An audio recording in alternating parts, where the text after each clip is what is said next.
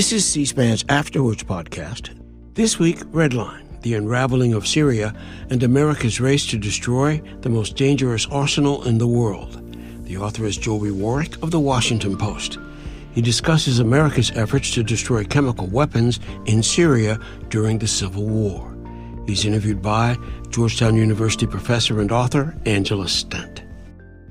Welcome, everyone, to what will be a fascinating and probably a disturbing conversation. Joby Warrick is the Washington Post national security correspondent. He's a two-time Pulitzer Prize winner, one for journalism and one for general nonfiction in the book category. He covers the Middle East, he covers terrorism, intelligence, and other national security issues. And his book, Redline, tells a powerful, gripping story about how the United States worked to destroy President Bashar al-Assad of Syria, to destroy his arsenal of chemical weapons. And it really does read like a thriller in many places. It's a very compelling book, and I'm sure you will really get a lot out of reading it. I published a book a couple of years ago where I accepted the conventional wisdom that Russia and the United States had worked together to disarm Syria of its chemical weapons. But of course, if you read Joby Warrick's book, you'll see that while that is technically true, in fact, the Russians did a lot to obstruct it. And that in itself is another whole story. So I'm going to begin with the first question to Joby Warrick. Can you tell us why you decided to write the book? Well, first of all, Angela, thank you so much for doing this. I am honored to be with one of the premier Russia experts in this country. And anyone who hasn't seen Putin's World, Professor Stent's last book, it's terrific. And I could not possibly recommend it highly enough. So thank you again so much for doing this.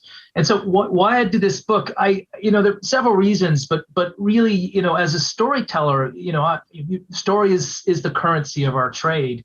And this was an amazing story, as tragic as it is. But the chemical weapons saga and all that happened and all the drama of trying to get the stuff out and then having, Syria policy just collapse around it.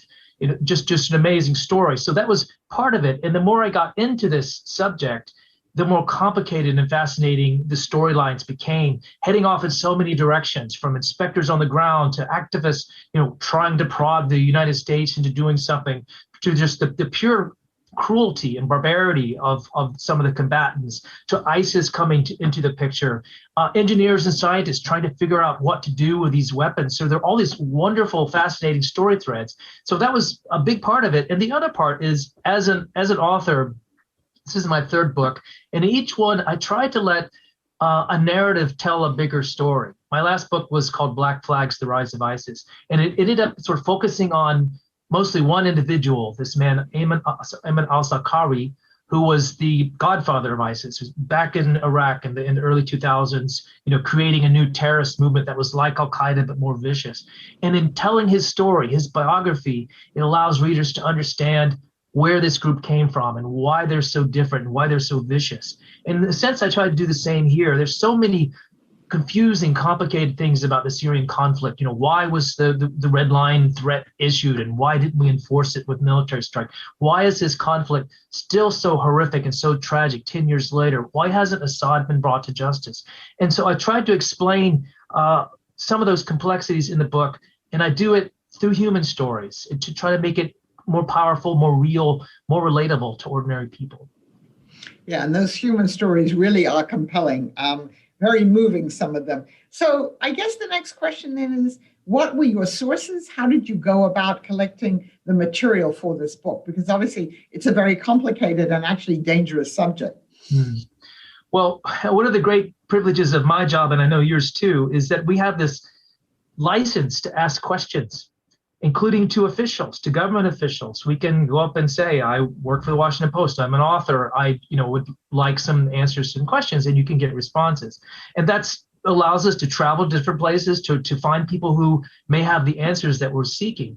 And so that was, how I began this search in a way. There's always a starting point. And for me, in this case, it was the question of how do you deal with this phenomenally complicated challenge of removing hundreds of tons of chemical weapons from a country in the middle of the war. How do you do that? Who does it? And then how do you make sure that you have it all? And so because of my job history, I've done a lot of work on weapons of mass destruction.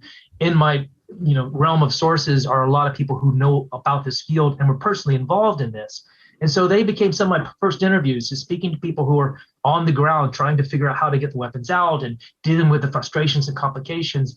And that leads to a million other sources along the way, everyone from White House officials at the time to Russians, to Syrians, to activists, to housewives, people who were tortured in prison. And all of this becomes kind of part of this tapestry that I try to weave. And, each little story connects in its own way to another. So your book starts out with a very compelling portrait. How did the United States first find out about the Syrian chemical weapons program? So we had an inkling that they were doing something way back in the 70s. And this was a time when a number of Arab countries were experimenting with weapon systems of various kinds. The Iraqis certainly were plunging into all kinds of WMD capabilities. The Egyptians were looking at chemical weapons, and they'd used them in Yemen.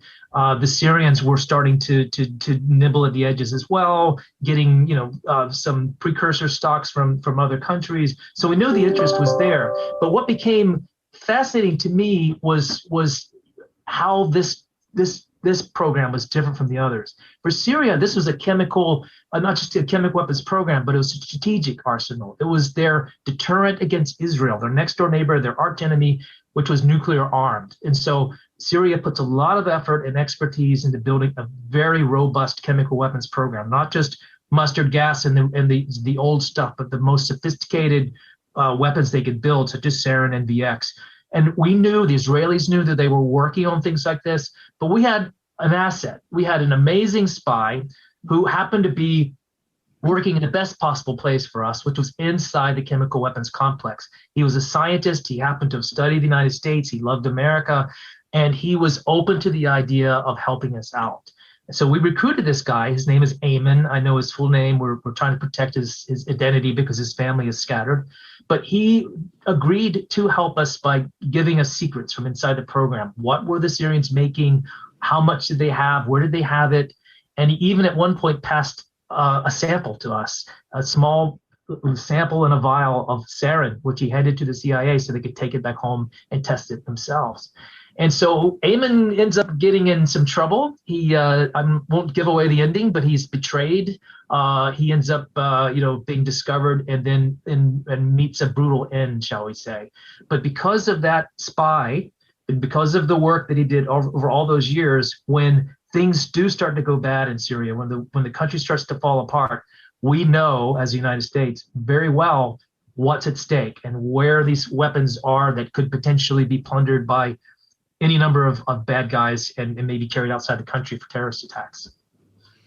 Yeah, so he's a very compelling character. You write about him in the book. But there are a number of other very interesting and compelling characters in your book, some from the region, some from different parts of Europe, some from the United States. Would you like to give the viewers some sense of some of the other kind of larger-than-life characters that appear in this book?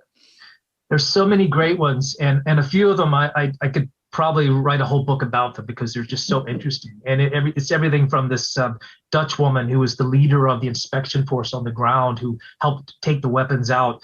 A woman who had been a diplomat at the UN, who had no real military or certainly no chemical weapons experience, but had to go head-to-head with the Russians and the Syrians and essentially force them to hold to their promises to get the weapons out. And she is, her hotel comes under artillery attack or mortar fire. A mortar round goes through several floors of her hotel and lands in a bedroom above her. She becomes sort of the target of a plot inside the country. People are following her around. So her life becomes very, very interesting, but she sticks to it. And she makes this promise that we're going to do this job. We're going to get out the weapons that you've declared, and then we're going to go home.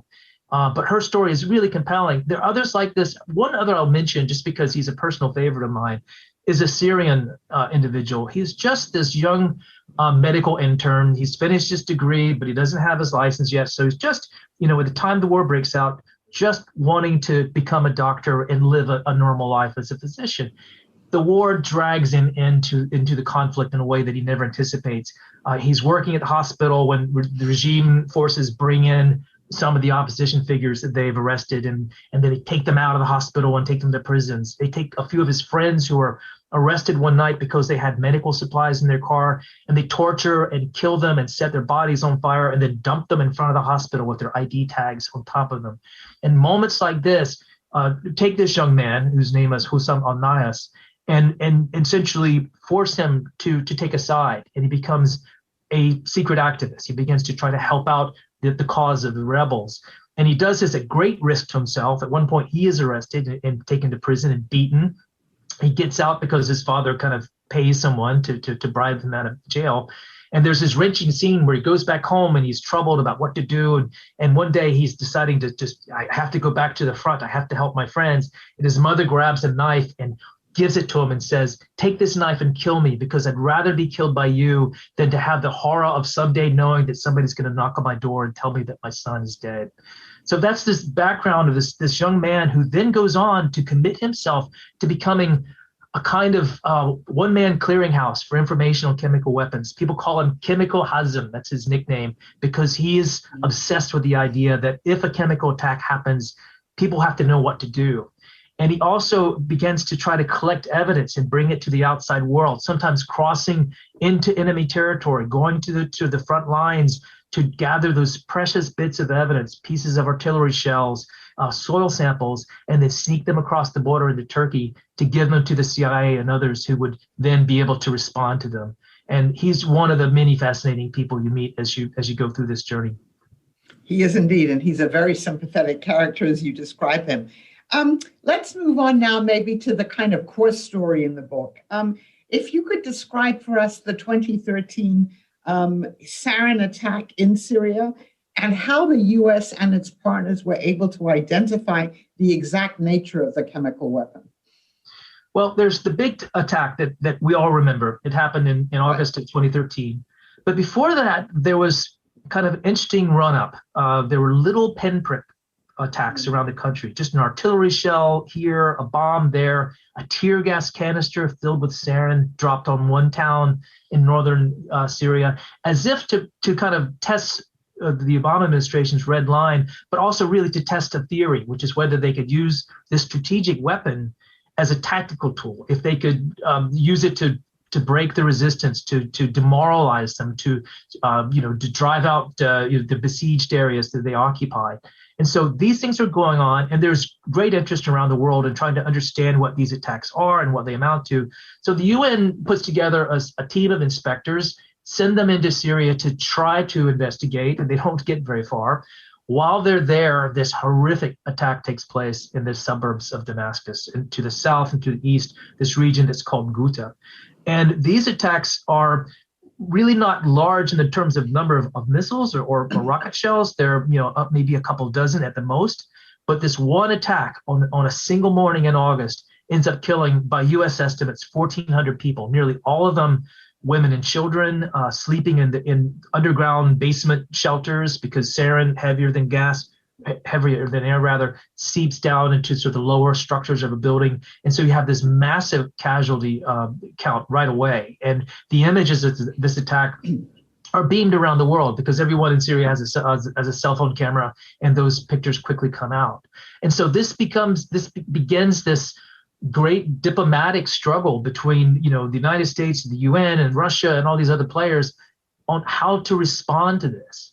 And these inspectors who are in Syria to witness it, who happen to be close enough to the scene of the crime to go and investigate, they become pawns in this as well, because the U.S. wants them out because they want to launch an airstrike, and you've got this fact-finding mission on the ground. And, what's the optics of pulling them out when they're trying to find out the facts of what happened? You've got even the UN wishing to kind of be low-key about this. But as the inspectors end up going to the crime scene on their own, they get shot at, they get held up at gunpoint, all kinds of amazing things happens to them. But they manage to get precious evidence, blood and tissue samples, soil samples, pieces of rockets. And while the rest of the world has essentially concluded that this was a nerve gas attack, there's no clarity at this point about who was responsible. This team finds compelling evidence that points to the Assad regime that over time eliminates all doubt that this could have been some false flag operation. But this really is the core story, and this is of the book, and some amazing acts of bravery on the part of those who went to these dangerous places to try to understand the truth. And could you just say something about the autopsy that helped them right. identify this? This is one of my favorite stories, as heartbreaking as it is. But one of those early investigations where they're trying to figure out, who's behind these scattered attacks throughout Syria involves a single woman. There's an attack on a town called Sarakeb, which is in the northern part of Syria, close to the Turkish border. And it was just a couple of tear gas canisters filled with sarin. One of them falls in the courtyard of a woman named Mariam Al-Khatib. And she becomes the only fatality. She dies because she walks outside to see what had happened, and she gets a pretty good dose of sarin. Her family, panicky, decides to take her out of the country to get medical help. So they put her in a car, they take her across to Turkey. She dies in Turkey, and that in a way is miraculous for her story because it means the Turks have a body.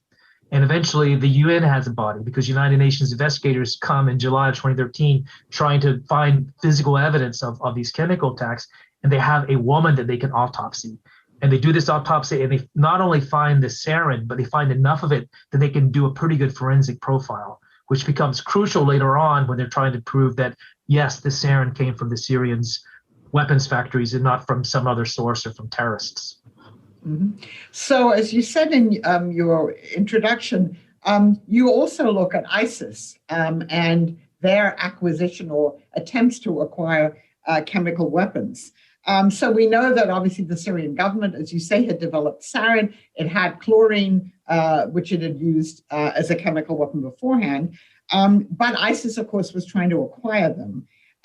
So how difficult did that make it much more difficult to attribute the source of some of these attacks? And how was ISIS able to acquire these weapons?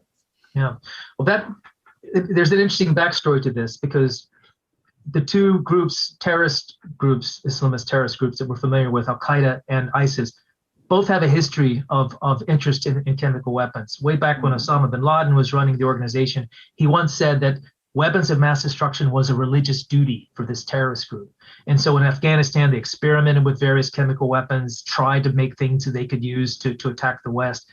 ISIS or its predecessor got the same idea. They began using chlorine as a chemical weapon. So in Syria, there's this opportunity. They could potentially steal some stuff from Assad if they can get their hands on it. And they came very close.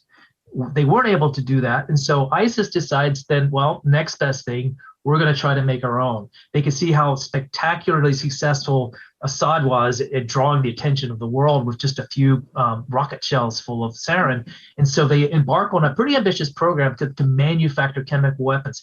This has never happened in the history of terrorist movements, except for perhaps Shinrikyo, the Japanese death cult that did the same thing in the 90s. But here you have a terrorist group with a country with laboratories, with university facilities, and they go to work to try to make chemical weapons.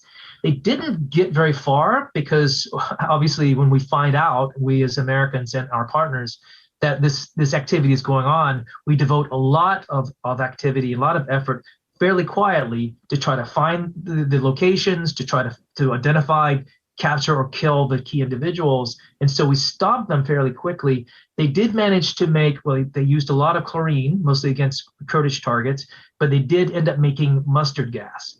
And mustard is not all that technically challenging. The kind that they made was fairly crude in the sense that it tended to deteriorate fairly quickly after you use it. So it wasn't a very good weapon. And for that reason, when OPCW and other investigators examined the scenes of these attacks, they could quickly say, well, yeah, this is not from Syria's stockpile. This is something that was made by professionals, made in a laboratory, but it's not high-grade stuff. And eventually they're able to very conclusively say that, yeah, this was ISIS manufacture. Because the moral of the story is that even though that ISIS did not get as far as it might have liked, it's clear that its ambition did not go away. Some of its scientists managed to flee the country. We don't know if they've been killed or captured somewhere. We just assume that they're still around. And ISIS continues to say occasionally that it wants to do this again, that it has an aspiration to carry out a chemical weapons attack. And that knowledge, that essential know-how about how to do it, that still exists somewhere within the muscle memory of this group. And of course, mustard gas was used in World War I, right? This is not a new phenomenon. And that's actually an important thing about chemical weapons. It's the only sort of weapon system that we as a world, as an international community, decided to do something about, decided to outlaw. So the very first banning of a weapon was the banning of chemical weapons. The people who died in the First World War and the Second World War, died in horrific ways often, but there was something that was just viscerally terrible about the specter of seeing a human being suffocate like a cockroach on chemicals. It's something that just motivated us to try to say, no more, this is never going to happen again. There's an international taboo against it. And I think that's why when this happened in Syria, we were alarmed by all the suffering that we saw, but this one attack really galvanized the attention of the world. Yeah, very importantly too. Let's look at the Obama administration's policy now towards Syria. Your book's title is Red Line. President Obama used the word red line, that if chemical weapons were used, the U.S. would intervene militarily. So if you could talk a little bit about the evolution of U.S. policy on Syria under the Obama administration, what happened to the red line, why there wasn't more of a response after all these chemical weapons attacks happened, which groups in the U.S. were supporting intervention, which weren't, and why it didn't happen in the end. Yep, there's a lot to unpack there, but that really gets to the meat of some of the bigger issues that are raised in the book. Right. I guess to start with, one has to put oneself back in time. In 2011, this is the Obama administration. It's heading into its third year when Arab Spring breaks out, and I was was covering the Middle East as a diplomatic reporter at the time, and I also happened to have been back in the late 80s a reporter covering the fall of communism in Eastern Europe, and so the parallels there were amazing. And to all of us who witnessed both events, it was this kind of this sense of history turning. So that was very exciting in a way, these fledgling democracies on the horizon in the Middle East of all places. And the Obama administration had to quickly scramble what to do about this movement. How do you respond to it? We certainly identify with these protesters in Egypt and other places that are aspiring to be free of dictatorship. And so our initial response was essentially expressions of support, condemning violence, condemning dictators, saying that Egypt's leader must go, Gaddafi must go, and then Assad, the president of Syria, must go. The problem was in Syria in particular it is ruled by a extremely brutal family that was prepared to sacrifice anything, was prepared to destroy the country in order to stay in power. And it was backed by two extremely powerful leaders in a way that other countries weren't. Russia, number one, and Iran. Both saw the survival of the regime as vital national interest for them. And they were absolutely committed from the beginning, and even more so as the war continued, to keep their guy in power. And their commitment to making him stay ended up ultimately being much greater than our ambition to get Assad to leave. And that becomes kind of the core international conflict in trying to resolve Syria's fate. The Obama administration, I think you would talk to most folks speaking honestly and frankly about this, and they would acknowledge that we gave the Syrians more hope in some of our messaging than we were prepared to back up. By saying Assad must go, the implicit meaning is that Assad must go and we're going to make him go.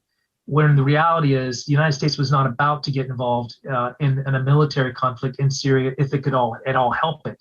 And its reluctance to become involved gets even greater when we see how much the Russians are willing to be involved militarily with boots on the ground.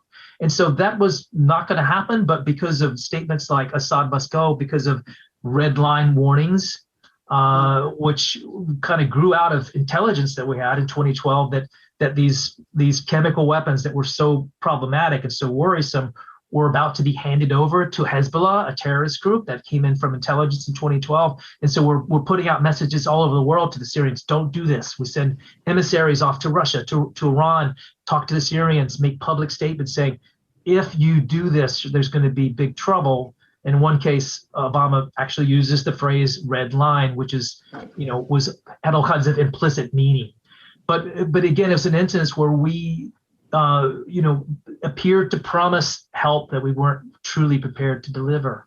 We did provide a lot of help. It ended up coming later on in the form of clandestine help, covert aid. Mm-hmm. We had $1 billion train and equip program that trained tens of thousands of Syrian fighters, that delivered weapons to them as well as equipment and uniforms, but lethal aid. And because the Syrian opposition was so fragmented, has a sort of a unified, front office, but the reality on the ground is there are hundreds of these small groups that don't necessarily work well together. Some of them are people that we don't want to associate with because of their allegiances to various Islamist groups. And so any effort, any aid that we gave, any training that we provided, much of that ended up going to people that we didn't want to help. And so eventually that program was disbanded. The more we tried to help, the worse the situation seemed to become. It was almost like throwing fuel on a fire. And I think to a person, the folks who worked the issue in the Obama administration look back and say, this was just a train wreck. This was something that we had good intentions, but despite our efforts, we were not able to do anything about. Critics would say they didn't do nearly enough. They didn't intervene early enough. There's more that we could have done diplomatically. But Hillary Clinton called Syria the problem from hell, and I think she's absolutely right about that. And as much as we tried or thought we had good solutions, everything we attempted seemed to blow up in our faces. Yeah, and as you say, the Russians wanted Assad to stay in power more than the U.S. wanted Assad to go. So could you say a little bit more about what the stakes were and still are in this, situation in Syria? And also maybe going back to what happened under Obama, the issue of Congress's role in this. Well, I'll start with the Congress part first, because this becomes the out for Obama whenever he's contemplating whether or not to use military force in Syria. And as readers will see if they read the book, it's quite complicated because Obama is horrified initially by this chemical weapons attack. He's threatened this, he's given this red line warning, and he intends to back it up. He has a military operation planned. The ships are in the Mediterranean. The missiles are in the tubes ready to go. But there are a number of factors that get in the way. And one is, this whole problem of WMD in the Middle East. We have a bad history of misinterpreting WMD and starting wars. So we wanted to make sure the intelligence was right. That took some time. You have the inspectors on the ground to deal with. So that was a delaying thing. Other countries started to back away from the idea of a strike, such as the British, who were going to join us initially, then they changed their mind. And so Obama decided that his only real recourse was to go to Congress. If we're going to do this, we should do it as a united country. So let's get Congress to support us. And within the cabinet, people I've spoken to felt very strongly that Congress would back the president, that the Democrats would certainly get behind their leader, the Republicans would support a military strike if it was limited. And it turned out that nobody supported this idea. And so Obama was sitting here kind of having promised a military strike, having promised he was going to get support of Congress to do it, and that support wasn't there. And so until this deal came together, in which the Russians out of nowhere decided, well, we'll get Assad to disarm and this will be the way forward and kind of a face-saving way out, he really looked stuck. But to kind of fast forward to where we are now and just the importance, what I see as important about this conflict going forward is that it has become ever more clear that the United States needs to remain engaged. I think the Biden administration realizes this. They've got other things they're focusing on, but without at least an assertive diplomatic presence in the region, and without some military component of that of our response, it becomes very easy for other countries to completely dominate the solution in Syria, whatever that is, and it could be quite unfavorable to the United States and our allies if, for example, Iran is allowed to essentially create a land bridge from Iran to Lebanon that goes through Iraq and Syria, and that is kind of populated along the way with pro-Iranian militia groups. That's what they've been trying to produce, and it's really will take an active presence by the United States to make sure that doesn't come to fruition. Yeah. So let's now turn to the Russian-American angle of this now. The so-called Russian cooperation in dismantling the chemical weapons programs. Russia was supposed to work with the U.S. in terms of identifying the weapons and then destroying them. But, as you tell it, apart from signing a piece of paper with the United States saying Russia and the U.S. were going to cooperate, and Putin, as you say, had this rather extraordinary op-ed piece in the New York Times in September of that year saying, we should do this. Apart from signing that piece of paper and apparently Foreign Minister Lavrov telling Secretary of State Kerry that they basically told the Syrians that they had to go along with this, even if they didn't want to, it seems that not only did Russia not do anything to help either identify or dismantle them, but in some cases it obstructed it. So tell us more about, what the Russians did and why you think they didn't do more. Were they interested in having the Syrians really get rid of their chemical weapons stock? Yeah, there was this really interesting moment when countries of the world, including the United States and Russia, came together over the Syrian chemical weapons problem. The motivations for doing this were quite different, but there was a common cause in trying to disarm Syria of its declared stockpile. From the Russians' point of view, here's an opportunity for Putin to appear statesmanlike. He could help resolve a difficult problem. He could come in and say to the West, here, I'll fix this for you. And they certainly had the ability to do it because they had Assad, in a steely grip. And there is, I think you alluded to this, there's this moment when Kerry and Lavrov, the foreign minister, secretary of state, are having an argument at one point in the book, and Kerry's, berating Lavrov for not kind of forcing the Syrians to cooperate on some matter. And he says to him in exasperation, when you wanted Syria to get rid of its chemical weapons, you got them to turn around in 24 hours. And Lavrov looks back at Kerry and just says, less. So that shows you the great power and influence that the Russians had over their ally, which was completely dependent on them, for the Russians for its survival. And so Russia had this card to play. It played it very well. It was perhaps, I think, arguably in Russia's interest to see Syria eliminate a stockpile that was becoming an embarrassment, because every time there was an international report of chemical weapons being used, Assad was being bashed for that, and Russia, by implication, was helping Assad. So better to get rid of those weapons. So that was a good thing to do from the Russians' point of view. But in terms of helping us do it, they did remarkably little. We had these meetings in 2013 after the initial deal was broken, where we were trying to get the Russians to contribute, various things that they could have done. They could have taken the weapons themselves and brought them across the Black Sea and destroyed them in their own facilities. They have dedicated factories for getting rid of chemical weapons that they had built during the Cold War. So there's things they could have done. Even had this sort of dated but real brigade of vehicles that were designed to destroy chemical weapons. Why not use those? But in the end, the Russians refused to really offer tangible help. They contributed a battleship to this, to like a maritime operation that was just essentially providing protection off the coast. But everything else had to come either from the United States or the UN or our allies. And after the initial removal, after the bulk of the stockpile is taken out of the country, Russia goes from just being a bit passive in its support of the operation to being completely in Assad's camp in terms of backing up whenever new allegations would come out about chemical weapons use, defending their ally, defending him in the UN, blocking any kind of punitive measures from ever getting to a vote. And not just at the United Nations, but the OPCW. And so from that point on, Putin becomes more and more of an obstructionist, protecting his client at all costs, creating or going along with storylines that would suggest that rebels are responsible for all the violence and the use of chemical weapons, and just never allowing Assad to see even a moment of accountability. And that's been their role really since 2014. Right, and as you show, as far as you could identify, they never really put any pressure on him, except initially saying that he had to allow, these people to identify and take away the weapons.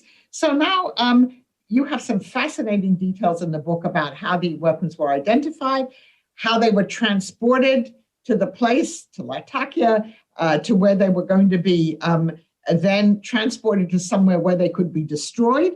The Russians said that they couldn't destroy them because of various laws they had, which normally isn't a problem for Russia. So it fell in the end to the United States and the special crew to do that. So you have gripping detail about that. So if you could describe more, how they got the weapons, how they got them to the port from which they were supposed to go on and be destroyed, how that nearly didn't happen, really at the very, very last moment. Yeah, wow. Well, this is really probably my favorite part of the story. And it's very little known, I must say, that people just do not appreciate the difficulty of this challenge. It really ranks as one of the most remarkable feats of arms control in history, because it happened in 9 months. And an entire program, weapons program, was completely or mostly dismantled with a bit of cheating, as we find out later. And it happened during a war, not just a Cold War. It was a hot war, and people were literally firing artillery rounds over the vehicles that are passing, carrying these weapons down the road. But there, if you can think back to the moment in 2013 when the deal comes together, everybody's excited. Syria is going to give up its weapons programs. You ask the question, how do we do that? Who does that? There's no organization anywhere in the world whose job it is to go into a country and remove a weapons program in the middle of a war. We have something called the OPCW, Organization for Prohibition of Chemical Weapons, based in The Hague. They've got a force of inspectors who go around and do verification missions. They're not armed. They don't have, the logistical ability to kind of take off and go set up camp in another country. So in a very short period of time, really a few weeks, this program was cobbled together with UN people and OPCW people and money from the US and from allies, from equipment, all coming together in a very few weeks. And just 3 weeks after the deal was signed, the first inspectors start to arrive in Syria to do the job. And one of them told me later that it was great they got there so quickly, but it was like, going to operate on a patient. We don't really have a hospital yet. We don't have an operating room. We don't have the tools. They didn't have anything. And so they had to start from scratch and then rely on Syrian cooperation to allow them to go to one facility after another, first to do inventory and then to start smashing things up and hauling things out. So every piece of equipment that they could identify that the Syrians were using to make chemical weapons had to be literally trashed. Some of it was broken up with hammers or welding torches or whatever they had to smash it to the extent that they could never use it again. And that's actually part of the benefit of this operation, not just that they took a bunch of bad chemicals out, but they destroyed Assad's production equipment. He had some laboratories left over when it was all over, but these sort of factory-like facilities where they made chemical weapons, they were dismantled piece by piece and destroyed so they could never be used again. In some cases, even the bunkers that they were in were blown up afterward. So that was the job they did. It took place in an incredibly compressed amount of time, 9 months from the beginning to end. But once you get the weapons, the physical weapons out of the country, this is tons and tons and tons of mostly liquid stuff, mostly precursors. There's no place for it to go. There was no country that's saying, sure, bring all those toxic chemicals to our port. We'll take care of it. Nobody was saying that. United States, the European allies, nobody wanted this stuff. And so the solution comes down to this one small organization that works as part of the Army down in Edgewood, Maryland. They have a special team. I call them the Ray Donovans of the chemical weapons world. When they find chemical weapons that are left over or abandoned any place in the world, these are the guys that can go and figure out how to get rid of it. And so they were tasked with building a machine that could take these chemical weapons and destroy them. And the initial plan was we'll build this machine and we'll put it off the coast of Syria, or we'll put it in Albania, was an idea that was floated for a while. We'll find a place to stick this machine and then we'll gradually take these weapons and get rid of them. No country would do that. And so they ended up with plan Z, which was let's put the machines on a ship and take it out in the middle of the sea and do it in the middle of the Mediterranean. And there are all kinds of reasons why that's not plan A, because chemical weapons on board a ship that's moving around and sloshing and there's the possibility of rogue waves and capsizing, all these dangers. It's not really ideal. But because there's nowhere else to put them, that was what they were left with. So you get this crew from Maryland. They put their machines on this ship.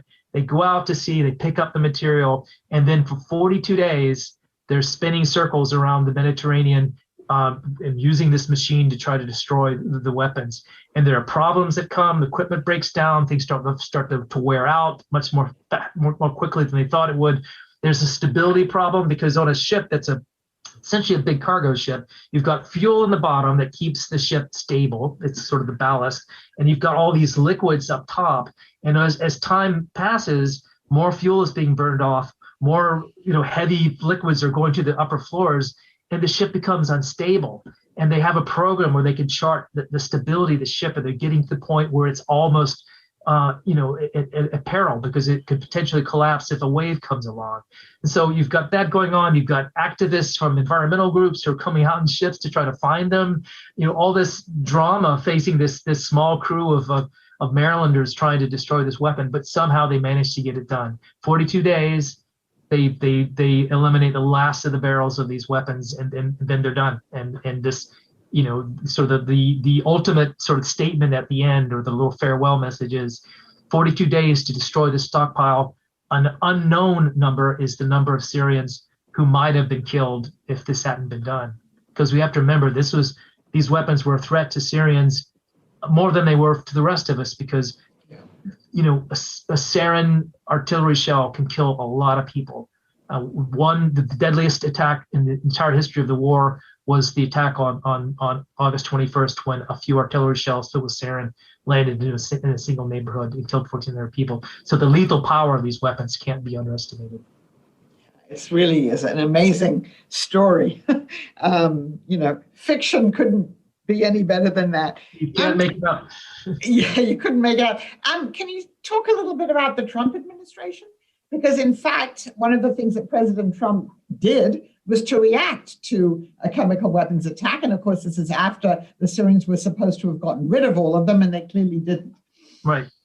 So Assad cheated, and he cheated during Obama's time. After the weapons were taken out, even before they were all destroyed, he goes back to his old ways. He doesn't use sarin anymore because that's supposedly gone, but he starts using a poor man's chemical weapon, which is just ordinary chlorine that we put in our swimming pools, we clean drinking water with. Every country has it. It's not illegal. And so it just starts dropping barrels full of chlorine on towns and apartment buildings. Chlorine is not going to kill a lot of people. It's a chemical weapon in the sense that it terrorizes. It can make you sick. It can kill you if you get a lot of it in your system. And so that becomes the substitution for chemical warfare. So that goes on, and this is steady drumbeat of these, low grade, low casualty attacks that are, kind of a finger in the eye of the West. So then Obama leaves, Trump comes into office, and Assad, for whatever reason, feels bold enough to use sarin again. So uses sarin in an attack in April of 2017. And again, we have these images of children and civilians suffering and dying. And Trump says, "Well, I'm going to enforce the red line. So I'm going to do what Obama never did. I'm going to launch some missiles." And he got a lot of praise for that. And he got credit for being tough and standing up to the Syrians and punishing them. And actually, this happened twice. There were two instances, 2017, 2018, when Trump used missiles to respond to a chemical weapons violation. If you look at what was achieved, it gets a little bit more complicated, because the missile strike that Obama was envisioning in 2013 was very much like the one that Trump launched in 2017. It called for not a decapitation, not a regime change kind of strike, not setting up a no-fly zone, but essentially just a punitive strike where you hit a few airports, you destroy some airplanes, a few command and control centers, and then you're done. It's very limited. And the result of the one that Trump actually carried out in 2017 was, an airport was disabled for a few hours, a few airplanes were destroyed, but Assad had his planes back in the air that same day. He carried out additional chemical attacks within a few weeks after that. So if it was a deterrent, it was a very short one, because he was back to his old ways in almost no time. If you think about what Obama did, despite the flaws and the incompleteness of the mission, if you want to punish, the Syrian dictator, there's no bigger punishment than depriving him of his biggest strategic arsenal.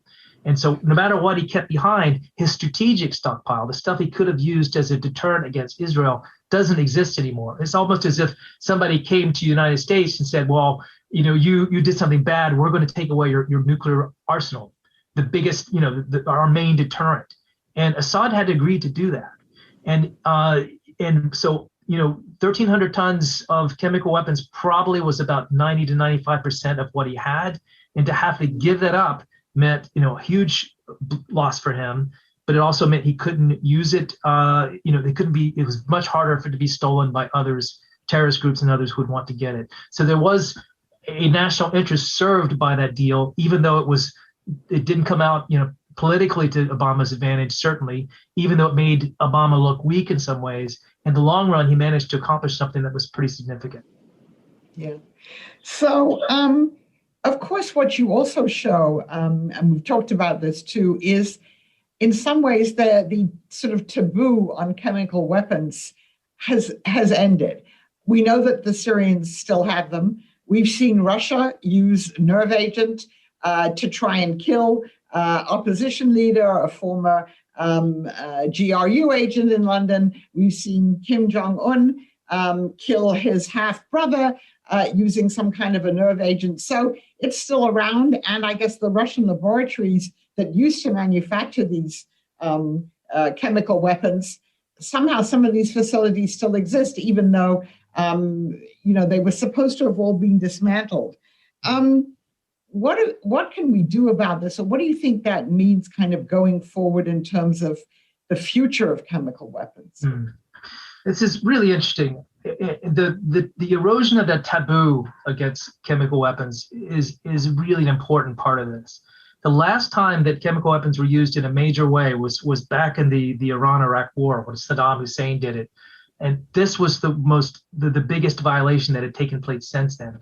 And because Assad got away with it in the sense that he was not ever forced to admit to anything, he was never personally held accountable for anything. He had Russia kind of taking his side and having his back and supporting him, protecting him in the United Nations. He didn't really have to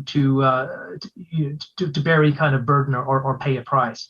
And that erosion of this norm, this prohibition against chemical weapons, has been noticed by others. We certainly see ISIS decide to take up on the idea, and you see other countries such as Russia and North Korea feeling emboldened to do it as well. And you have the two incidents you mentioned with the Russians, with the Skripal family in 2018, and then the Navalny attempt over the summer, and then North Korea. That Kim Jong-un decides to carry out an attack in another country, in Singapore, against a member of his own family, using a chemical weapon that was spread on his face as he's walking through an airport. So you do worry that as countries see this as something they can get away with, something that people might complain and yell about, but not really force them to face very serious consequences other than sanctions, then this behavior becomes encouraged. You can imagine other actors wanting to do the same. And you're right about the Russians. They developed what is probably the biggest chemical weapons stockpile that was ever created during the World War II, which had not just sarin and VX, but this new thing, Novichok, which they began to develop in the 1980s. And after the Cold War ended, those programs, as we know now, didn't really go away.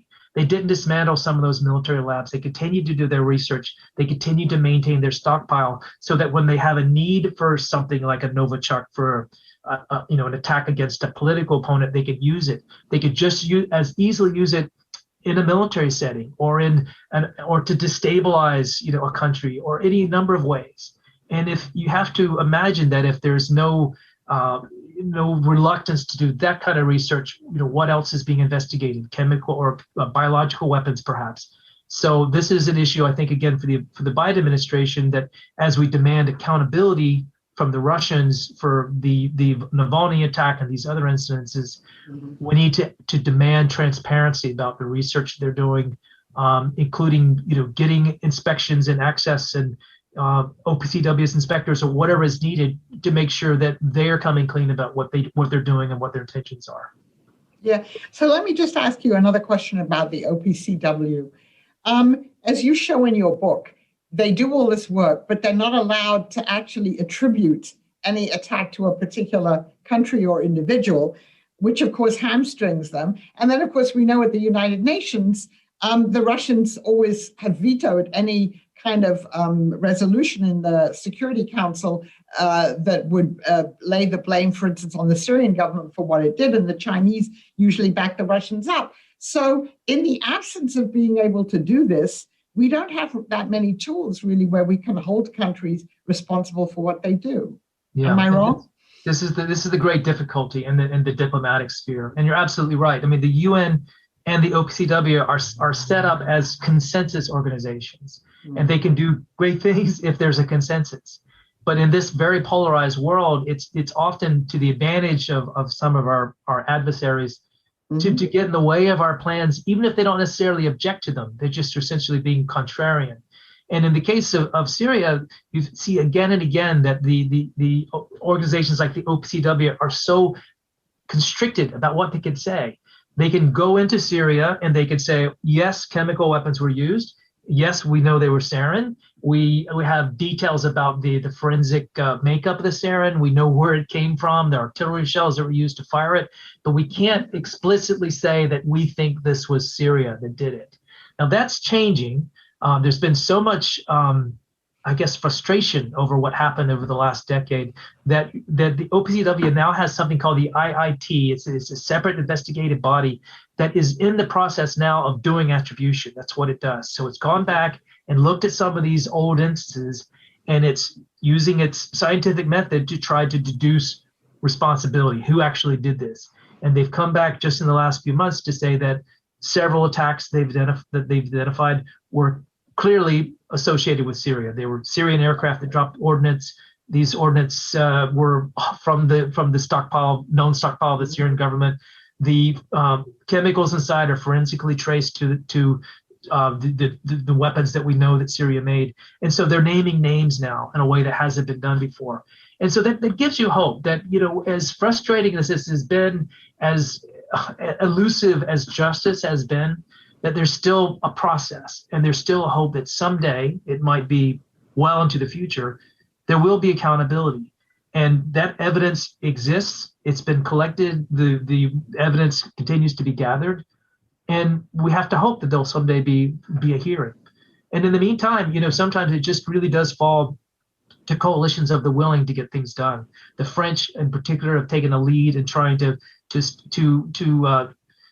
establish rules of accountability for when chemical weapons are used. The Germans have been very active in pursuing the Navalny case and releasing evidence and really angering the Russians in many cases to make these things public. So sometimes countries have to act as coalitions or even unilaterally to call out people when they do things that are wrong. But hopefully, eventually there will be some justice for this. Right. Well, I think alas, we're out of time, and we will end on what's maybe a hopeful note that people have come to realize that there has to be more accountability for this. Again, this is Red Line by Joby Warrick. You should all go out and read it, order it. It's a really good read apart from anything else. And I would like to thank you, Joby Warrick, for this conversation, and good luck as you go on your book tour. Absolutely. Thank you so much. I completely enjoyed this, and I hope we can do it again. Thanks for listening to this week's Afterwards podcast. Subscribe, rate, and review us wherever you get your podcasts. Send us an email to podcasts@c-span.org.